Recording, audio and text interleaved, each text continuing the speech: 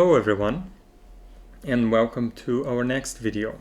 So at the end of the previous video, we put together a .all route to handle non-post requests in our application, right? So this would mean that head requests, options requests, put, patch, get, and delete requests would all enter into this wildcard route. So there are a few things that I'm not very satisfied with. For example, let me see what happens if I send an options request to this route, right? And for an options request, I would actually like to get some response, but as you can see, I'll have a 405, which is going to be a not allowed method, and it's going to pass, and that's a problem because the options request is also used for, among other reasons, for CORS handling and for getting information about which operations can I perform in a certain route in my application. So it's not good if I have a 405 as the expected response or status for the response of my request. So I want to change a few things with you before we advance to the next topic. And the first thing I want to change is that I want to be a little bit more specific. Get, put, patch, and delete requests, right? So it should return a 405 for these types of requests, but it should return a 200 for post and for options, because then I can actually get some more information about this route once I send an options request to it, if I ever have to. The head request is going to be virtually the same as the get request, except that we don't return a body to head requests.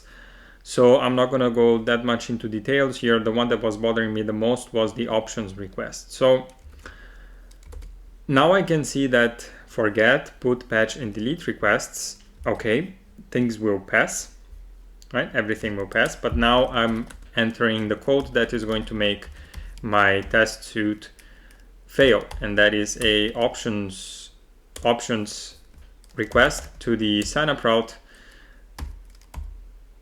And I don't need to send any data, but I would expect a 200, right? And this, of course, is going to fail because my request is, so I'm sending an options, which is not a post request here. So I'm having my test failing. How do we make this test pass? Well, I think that there are some interesting things we can do. Well, the most straightforward one is that my options to the signup route is going to return me something, right? Send status of 200. Oops. Okay, now everything is passing, and this route I can actually access the routes here that or I can access some additional options via the options request. So this is passing, but I want to do an additional extension to this request. So let's see what happens once I send the options request, and once I give a console.log response.headers, right? Let's see what the test is going to show me. Okay, I have this kind of headers, right? As you can see here, everything still passes, but I have no information about the allowed operations that I can perform in my signup route.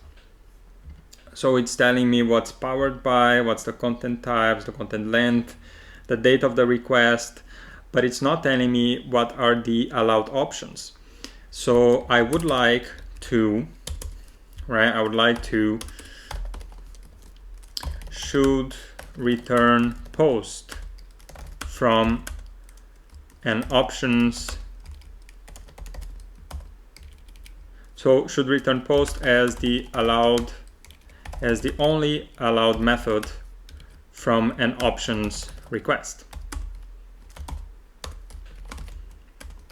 So I want to make sure that I return only post as the allowed method for my request once I send the options request. So if I write this down here and then I console.log response.headers, then I will still have the same, right? Now I just have another test for it, so it passes as well. But I really have no way of accessing what are the only allowed methods, and this therefore is not something that is very useful for me. So I need to change a little bit the code to add some information here before sending my response, right, or my status code. So I did a little bit of research, and there is this very nice article which I will put in the description of the video, which provides a couple of headers that are interesting for my options response, right? So I'm just going to copy this and I'm going to change the access control allow methods to allow only for post. Okay, and still my tests are going to pass. But now once I check here the response, then I can see that I have the access control allow methods post. So if I come to my test here, then I could, for example, I could actually write a get, and this is going to, this is a specific method from the supertest response to supertest suite that is going to allow me to get this specific header from my response. Once I press save, then it prints post, right? Very interesting. So in my case now I have the response, and what I can do in Jest now is I can expect the response.get my header access control allow methods, to be equal to post, right? Actually, this is not how you do comparisons in Jest. So to equal, and then here I pass post. Let's see what's going to happen. And everything passes. So now I have more information coming from my request, right? So I have here my test saying that my options route is enabled and it's going to return a 200. And I have another test which says that post is the only allowed method for from an options request. So the access control allow methods is going to list only post. And we have a couple of other headers here that could be useful for us. So for example, we want to allow the content type header, we want to allow the authorization header. So this, for example, authorization is important if we want to do some checks on the user identity. So it's something that we can, we can set this in a route-to-route basis, or we can create a middleware to set the methods that it allows. If necessary, we come back to this. Right now we are working on the signup route, so we don't have to worry too much about doing some refactoring to make this whole thing more to extract this logic somewhere else. Once we get to the point where we implement the next route and we see that this refactoring is useful, then we start doing it, right? So far we will just work with what we have here, but just keep that in mind. It's important that whenever we develop something, whenever we implement something, it's important to keep in mind that we may have to refactor it afterwards. And the question is it easy to refactor, right? So this would be quite easy to refactor. because I can just extract this to a function which receives a response as a parameter and a couple of additional objects that define maybe the values of these headers, right? So it's not so hard to refactor, so I'm not going to spend that much time here. Okay, there is another thing I'm not happy here, which is the fact of this .all. So this comes from this .all, and to be honest, I think this is a little bit too broad, right? So we can actually be a little bit more specific here, and let's extract this logic into its own function. So I'm going to call this handle method not allowed. And what this is going to be a function that has receives a request and response. So this is going to be of the object request. This is going to be of the object response. And all I want to do is to send a status 405. Right? Send status 405. And then I can use this handle method not allowed and specifically define in my signup router .get for the signup route, I want to handle method not allowed. For my signup router .put, in my signup route, I want to handle the method not allowed. For my signup router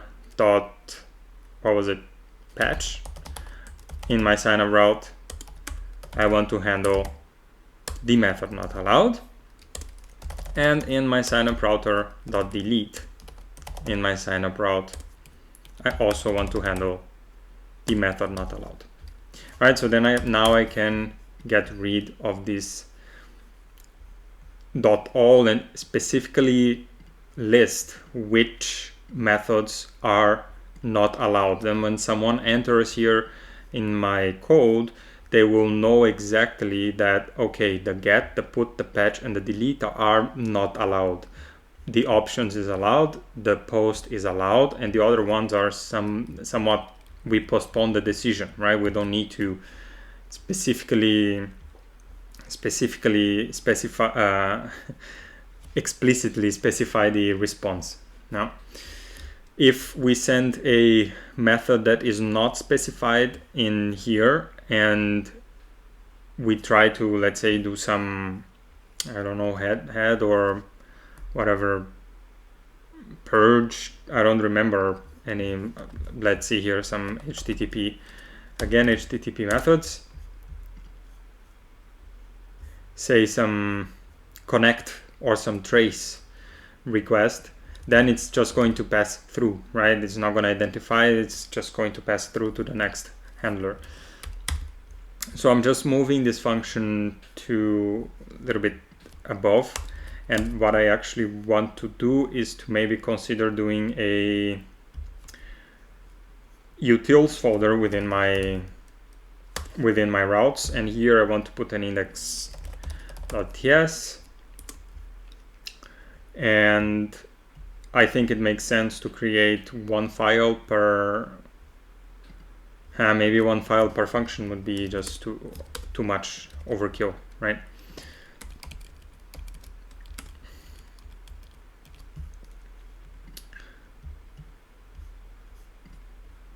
So export const, yeah, yes, Late is going to complain about that. I'm already foreseeing this. So I think I'm gonna turn off the preferred default export rule.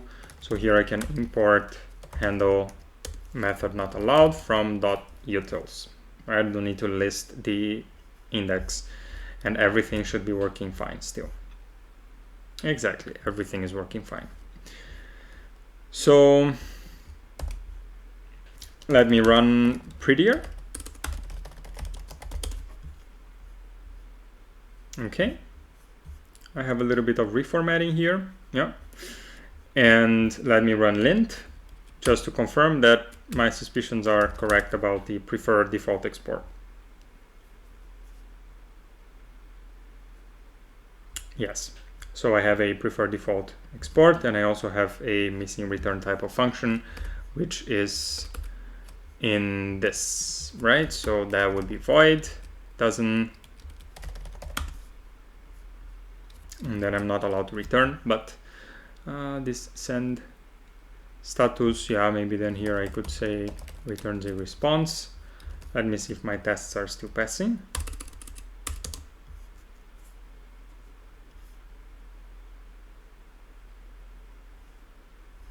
Yes, everything's passing because I can return is not a problem. So here, how can I, well, I could make a comment, but I actually want to just turn this rule off, right? Default. So what is the rule for? I think it's prefer. So ESLint prefer default export. So it's import, ESLint prefer default export, disable.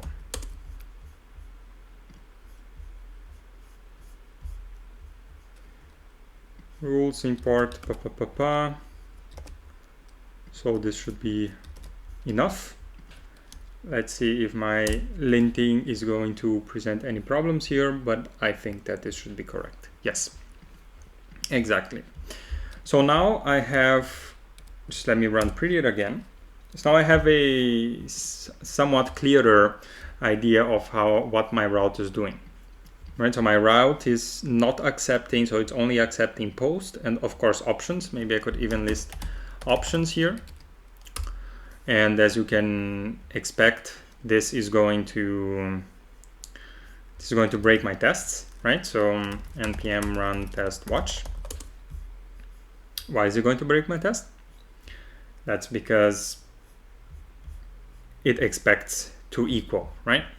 So let me come here to my to equal, and to include doesn't exist, but what I can say is contains or to contain, and then I'm expected to contain post. So let's see what's going to happen now. Exactly, now it passes, and I also expect it to contain options, right? Post and options as the only allowed methods from an options request, which is kind of self-validating. If I'm sending an options request and I get a response back, then of course the options is allowed, but just in case. So if you're curious, the console.log for response.get access control allow methods is just going to be post, options. Post, options. Okay, I think we are actually going too much into the details of tests here. These tests, I'm not very satisfied with them. They don't add a lot of value. But I'm gonna stay with the more strict approach for now. If I see that there is just no point in having this type of tests, then we will be less strict about it. Okay, maybe it doesn't hurt to be too careful, so we'll leave it as it is. Good. That's the small comment I wanted to make about the changes that we made from the previous video. So here I can add and commit with a fix to the auth, adjust not allowed methods.